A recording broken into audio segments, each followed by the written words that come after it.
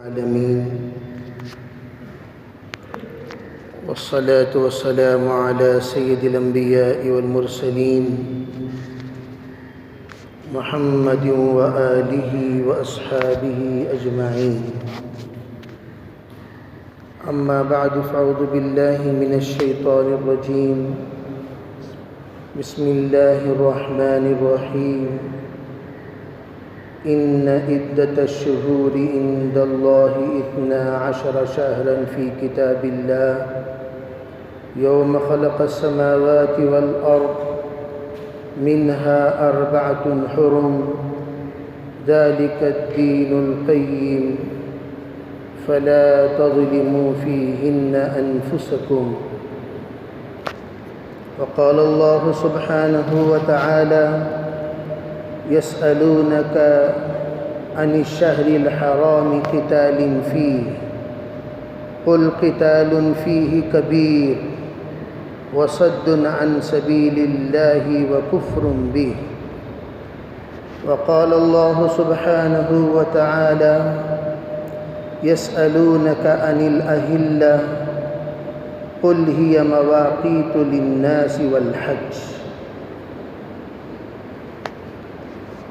اللهم أيدنا بتأييدك اللهم أيدنا بتأييدك اللهم أيدنا بتأييدك یا رب العالمین. محترم معزز بھائیوں بزرگوں، آج کی تاریخ محرم کی پہلی تاریخ ہے اور محرم کی تاریخ سے عربی مہینے کا نیا سال شروع ہوتا ہے. یہ عربی مہینہ اسلامی سال کہلایا جاتا ہے اور اسلامی سال کو ہجری تاریخ کہتے ہیں، اور ہجری تاریخ میں 1440 پر 2 آج شروع ہے.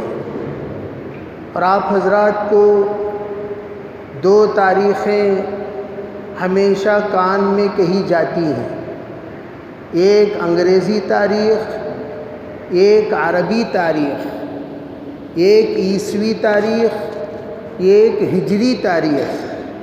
یہ 2 تاریخیں ہمارے سامنے ہمیشہ موجود رہتی ہیں، لیکن عموماً مسلمان یا کوئی اور انگریز تو چلا گیا لیکن انگریز کی تاریخ کو دل میں بسا کر گیا.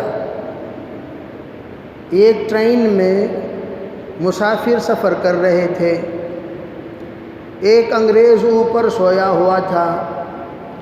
آزادی پر خوشیاں منائی جا رہی تھیں، اور جب مسلمان بھی نیچے موجود ہے، کافر بھی نیچے موجود ہے، دونوں خوشی منا رہے ہیں اس بات پر کہ ہم نے انگریز کو یہاں سے بھگا دیا. انگریز بہت دیر سے سن رہا تھا.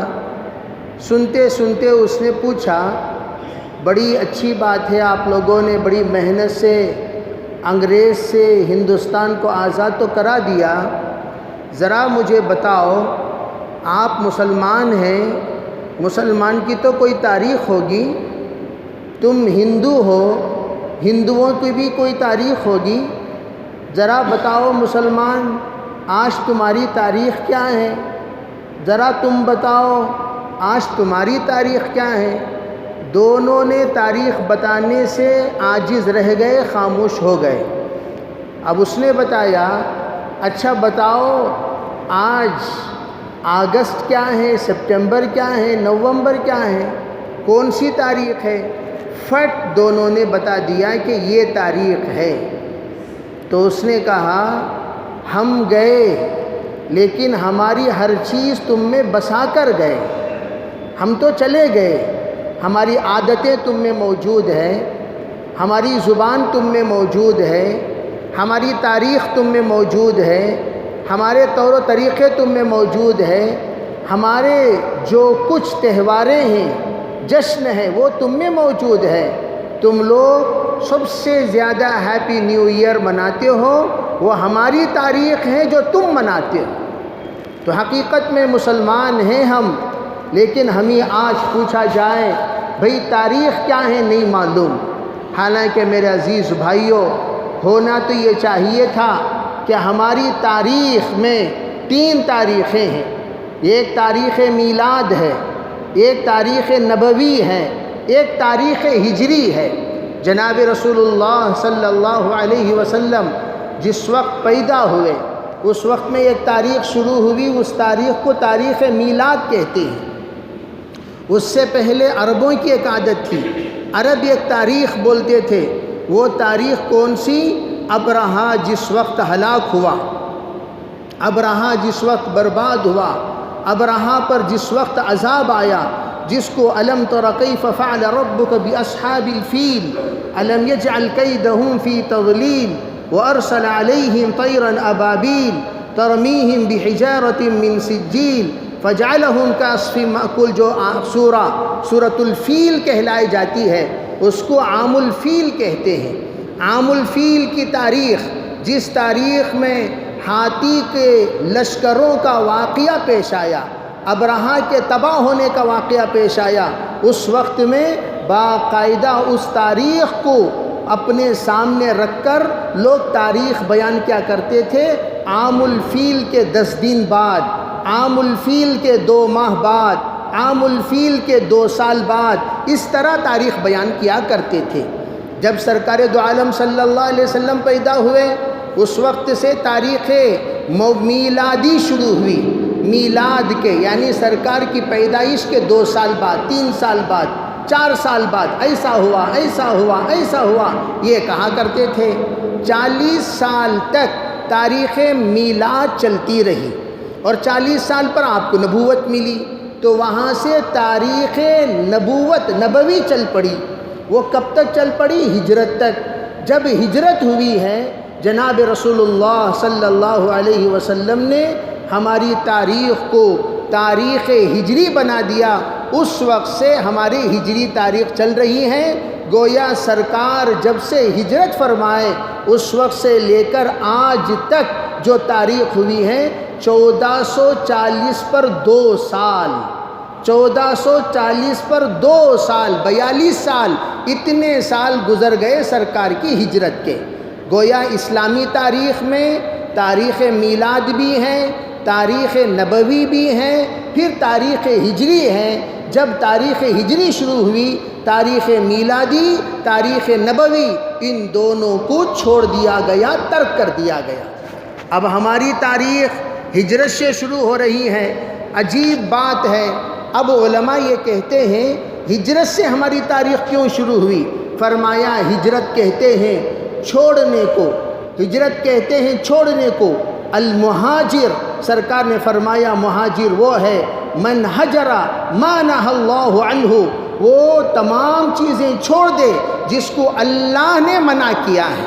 اللہ نے جس کو روکا، اللہ نے جس کو چھوڑنے کو کہا، اللہ نے جس سے رکنے کو کہا، اس سے رکنا، اسے چھوڑنا، اسے ترک کرنا، اسے کہتے ہیں ہجرت۔ ہجرت کے معنی چھوڑ دو۔ اللہ کے رسول علیہ السلام نے اللہ کے حکم سے مکے کو چھوڑا، اپنی پیدائش کی جگہ کو چھوڑا، اپنے رشتہ داروں کو چھوڑا، اپنے تمام پراپرٹیز کو، تمام جائیداد کو، تمام چیزیں جو کچھ آپ کو سلسلہ بسلسلہ خاندانی ملی تھیں ان سب کو چھوڑا۔ سردار قریش کے نسل میں ہونے کے باوجود آپ سب کچھ چھوڑ کر اللہ کے نام پر مدینہ منورہ چل دیے۔ آپ جس تاریخ پر چلے ہیں اسی کو تاریخ ہجری کہلایا جاتا ہے۔ حضرات علماء یہ فرماتے ہیں جب آپ چھوڑ دیے، اتنا چھوڑے کہ آپ کو ہجرت کرنے کے لیے سواری بھی نہیں تھی۔ آپ کی سواری حضرت صدیق اکبر رضی اللہ تعالی عنہ کو آپ نے بتایا تھا، اے ابو بکر ایک دن آئے گا اللہ کے نام پر ہمارے محبوب وطن، ہمارے محبوب علاقہ، ہمارے محبوب شہر مکے کو چھوڑ کر ہمیں نکلنا پڑے گا، یہ تب تک آپ تیار رہنا، ہم دونوں کو ایک ساتھ جانا ہے۔ جناب رسول اللہ صلی اللہ علیہ وسلم جس وقت حکم ملنے پر تشریف لائے صدیق اکبر سے کہا صدیق چلنے کا وقت آ گیا، تیار ہو۔ اس وقت میں کہا سرکار جب سے آپ نے اشارہ فرما دیا اس دن سے میں باقاعدہ 2 اونٹ تیار رکھا ہوا ہوں ہمارے سفر کے لیے۔ یہاں دیکھیے کھڑکی کے باہر آپ نے اشارہ فرمایا، دکھلایا۔ میرے بھائیوں، سرکار دو عالم صلی اللہ علیہ وسلم کی آنکھوں میں آنسو تھے۔ آپ نے فرمایا اللہ کے حکم پر میں سفر کے لیے جا رہا ہوں، صدیق میرے پاس میری سواری نہیں ہے۔ فرمایا حضور میری جان میرا مال آپ پر قربان۔ فرمایا یہ آپ کے لیے سواری ہے۔ فرمایا سرکار نے مجھے شرم آتی ہے کہ میں کسی اور کے مال پر اللہ کے حکم پر ہجرت کروں۔ فرمایا حضور میں آپ کو ہدیتاً دے رہا ہوں۔ کہا مجھے ہدیتاً منظور نہیں ہے۔ فرمایا قرض کے طور پر مجھے دے دو، میں مدینے جا کر لوٹا دوں گا۔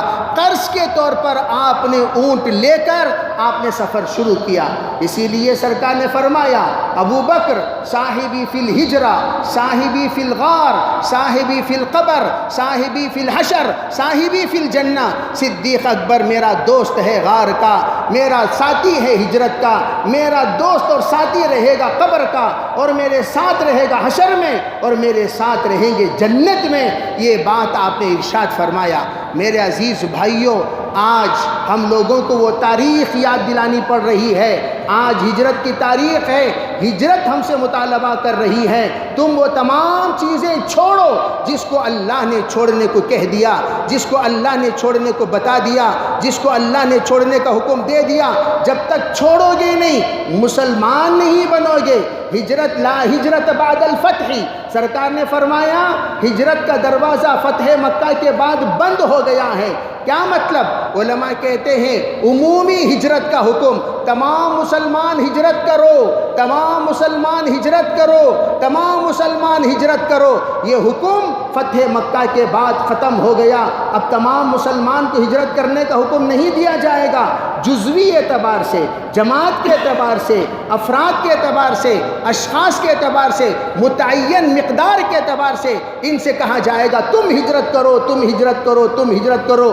اس لیے کہا جاتا ہے جب بھی کسی علاقے میں فساد ہو، بد امنی ہو، جس علاقے میں باقاعدہ امن کھو جائے اور مسلمانوں کی زندگی خطرے میں پڑ جائے، ایسے موقع پر انفرادی ہجرت کرنے کا آج بھی حکم ہے، انفرادی ہجرت کرنے کی آج بھی اجازت ہے۔ حضرات مفتیان اکرام نے اس اجازت کو باقی رکھا انفرادی اشخاص کے لیے اور حالات پر موقف کر دیا شرائط کے ساتھ، لیکن عمومی ہجرت کا حکم ختم ہو گیا۔ لیکن اللہ کے رسول نے فرمایا مہاجر کا درجہ تم بھی پا سکتے ہو۔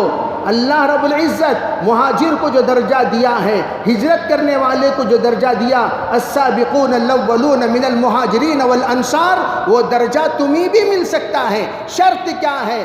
بس اتنا کر لو کہ تم اگر مہاجر بننا چاہتے ہو، المہاجر من حجر ما نہى اللہ عنہ، اللہ نے جس سے روکا اس سے رک جاؤ، اللہ نے جس سے منع کیا اس سے اپنے آپ کو بچا لو، اللہ نے جس کو حرام قرار دیا اس سے اپنے آپ کو حرام کر لو، اور اللہ نے جس سے تم لوگوں کو قریب جانے سے بھی منع کیا ہے اس کے قریب بھی مت جایا کرو۔ اگر تم گناہوں سے بچ گئے تو تم مہاجر بن گئے۔ لیکن میرے عزیز بھائیوں، تقوی، متقی، ولی، پرہیزگار کسے کہتے ہیں؟ آپ لوگوں کو معلوم ہونی چاہیے کہ ولی بننے کے لیے زیادہ عمل والا ہونے کی ضرورت نہیں ہے۔ غور سے میری بات سننا، ولی بننے کے لیے زیادہ عمل والا ہونا ضروری نہیں ہے، ولی بننے کے لیے گناہوں سے بچنا ضروری ہے۔ کوئی بندہ ولی ہو گناہ بھی کرتا ہو، قیامت تک وہ ولی نہیں بن سکتا۔ قرآن یہ تعریف کرتا ہے، قرآن یہ فیصلہ سناتا ہے، ان اولیاء اللہ لا خوف علیہم ولا هم یحزنون۔ کون ہے وہ؟ والذین آمنوا وکانوا یتقون۔ قرآن یہ کہتا ہے اولیاء اللہ ان کو کہا جاتا ہے جو ایمان لائے ہیں اور گناہوں سے اپنے آپ کو بچاتے ہیں۔ گناہوں سے بچانے والا ولایت کا درجہ پاتا ہے۔ اسی لیے علماء کہتے ہیں نیکی کمانا بہت آسان، نیکی بچانا بہت مشکل۔ نیکی تو بہت کما لیتے ہیں، ماشاءاللہ سبحان اللہ کہو، نیکی الحمدللہ کہو، نیکی اللہ اکبر کہو، نیکی ماشاءاللہ کہو، نیکی السلام علیکم کہو، نیکی تو نیکی مسجد میں آ کر آپ بیٹھے ہوئے ہیں، آپ کو نیکی مل رہی ہے، آپ اعتکاف کی نیت کر لیے نیکی مل رہی ہے، آپ کو نیکی ہی نیکی مل رہی ہے۔ لیکن نیکی کرنے کے بعد باہر جاتے ہی کیا با انہیں ویسا کھڑکو ہے، کیا با انہیں ایسا دیکھ رہا، کیا با انہیں ویسا بول رہا، کیا با انہیں ایسا کر رہا، نیکی کے جو تھیلی تھی اس میں سوراخ پڑ گئی، اب وہ سوراخ پڑ گیا، نیکیاں سب کے سب جھڑ گئیں۔ خالی ہاتھ فتح خاں جناب جمعہ پڑھ کر جا رہے ہیں، ایک نیکی بھی ان کے پاس نہیں ہے، جو تہجد پڑھ کر جا رہے ہیں، ایک نیکی بھی ان کے پاس نہیں ہے، قرآن پڑھ کر جا رہے ہیں، ایک نیکی بھی ان کے پاس نہیں ہے، اعتکاف کر کے جا رہے ہیں، ایک نیکی بھی ان کے پاس نہیں ہے۔ ہوا کیا؟ غیبت کی وجہ سے نیکیاں ختم ہو گئیں۔ جناب محمد رسول اللہ صلی اللہ علیہ وسلم نے ارشاد فرمایا، الغیبت ہی الحالقہ، غیبت کو تم نے کیا سمجھا؟ غیبت یہ منڈا دینے والی چیز ہے۔ فرمایا منڈا دینے کا مطلب بالوں کو منڈانا نہیں ہے، نیکیوں کو منڈا دینا ہے۔ جیسے وسترا بالوں کو منڈا کر صاف کر دیتا ہے، غیبت بھی نیکیوں کو منڈا کر صاف کر دیتی ہے۔ اب غیبت والا بالکل خالی ہاتھ فتح خاں بن کر جاتا ہے۔ اس لیے میرے عزیز بھائیوں، محرم کی تاریخ میں ہمارے لیے جو پیغام ہے وہ یہی ہے، حرام چھوڑو، حرام چھوڑو، حرام چھوڑو۔ اور سب سے بڑا حرام کیا ہے؟ فرمایا عقیدے کی خرابی، عقیدے کے اندر خرابی پیدا ہو جائے۔ جو ہی محرم کا لفظ سنتے ہیں تو ہمارے دماغوں میں شربتیں بھی، دیگر تمام جھنڈے بھی اور اس کے تمام لوازمات بھی شامل ہو جاتے ہیں۔ اور لوگ، میں نے خود اپنے کانوں سے سنا ہے، جہاں پنجے بٹھائے جاتے ہیں، باقاعدہ جا کر ماں کہہ رہی ہے اپنے بچے کو، آپ بیٹا جا کو اللہ کو سلام کر کو آئیں گے۔ کیا رے قصہ پوچھے تو وہ ایک لمبی، جس کو ایک الف، ایک انگلی والا پنجہ کہا جاتا ہے، وہ انگلی والا پنجہ نعوذ باللہ اللہ کہتے۔ یہ جملہ لوگ عورتیں بولتی ہیں اپنے بچوں کو۔ عقیدے کی خرابی آج بھی اگر موجود ہے، یاد رکھنا، عقیدہ اگر خراب، کلمہ خراب، کلمہ خراب تو ایمان ہی سے ہاتھ دھو بیٹھا۔ اس لیے عقیدے کو درست کرو۔ اللہ جل جلالہ امن والہ نے حرام قرار دیا قتل و قتال کو محرم کے مہینے میں، لیکن آج اگر کوئی شیعوں کو دیکھ کر سینے پہ مارنا، خون بہانے کو اگر اس نے محرم کا طریقہ سمجھ گیا، بالکل غلط ہے۔ اللہ کے رسول نے منع کیا، نہى النبی صلی اللہ علیہ وسلم عن ضرب الخدود وشق الجیوب ودعا بدعوی الجاہلیہ۔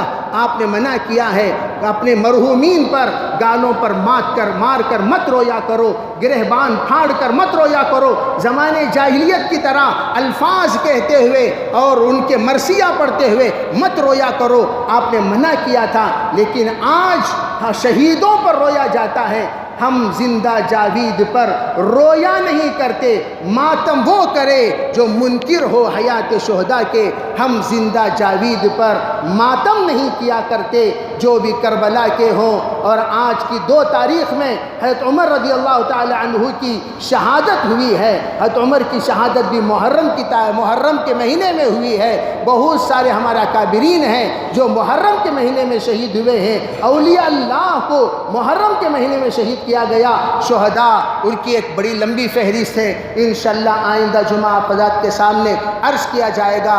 اللہ رب العزت محرم کے رسومات سے، خرافات سے ہماری حفاظت فرمائے اور تمام گناہوں سے اللہ ہمیں بچائے۔ محرم کو اس طریقے سے گزارنے کے اللہ توفیق عطا فرمائے جیسے حضرت صحابہ، اولیاء، اتقیاء، صوفیاء نے گزارا ہے۔ اللہ تعالی ہمیں علماء کی قدر کرنے کی توفیق عطا فرمائے، علماء کی بات سننے اور سمجھنے کی توفیق عطا فرمائے۔ وآخر دعوانا الحمدللہ رب العالمین۔